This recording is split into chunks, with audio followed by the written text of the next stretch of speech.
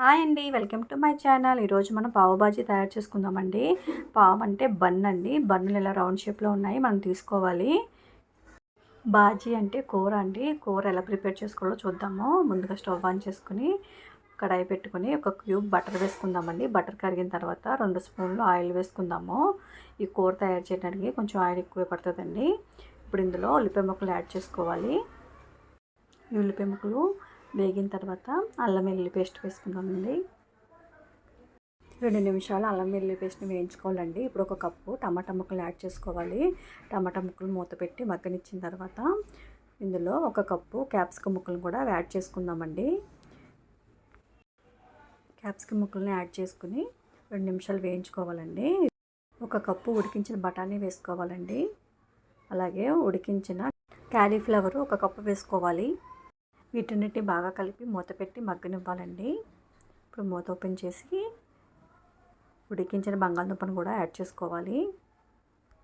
వీటన్నిటిని ఒకసారి గట్టితో కలిపి స్మాషర్ తీసుకుని మొత్తం మెత్తగా అయ్యేలాగా స్మాష్ చేసుకుందామండి. చూసారు కదా, ఇలా స్మాష్ అయిన దాంట్లో 2 స్పూన్లు కారం, తగినంత ఉప్పు వేసి కలుపుకోవాలి. మనం బంగాళదుంప, బఠానీ, క్యాలీఫ్లవర్ ఉడకబెట్టుకుని ఉంచుకుంటే కూర చాలా ఈజీగా తయారు చేసుకోవచ్చండి.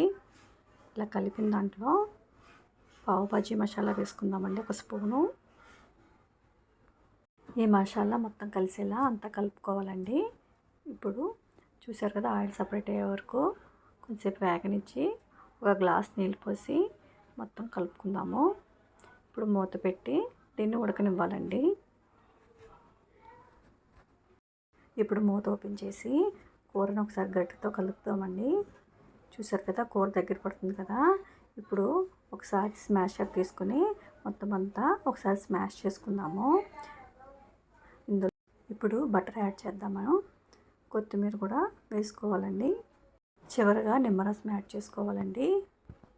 ఇప్పుడు స్టవ్ ఆన్ చేసుకుని ప్యాన్ పెట్టుకొని 1 స్పూను నెయ్యి యాడ్ చేసుకుని దాని మీద ఉప్పు, కారం వేసుకుందామండి. ఇప్పుడు బన్నుని హాఫ్ కట్ చేసుకుని వేయించుకోవాలండి.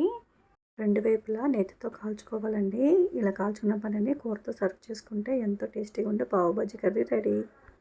మీకు నచ్చితే like, share, subscribe my channel.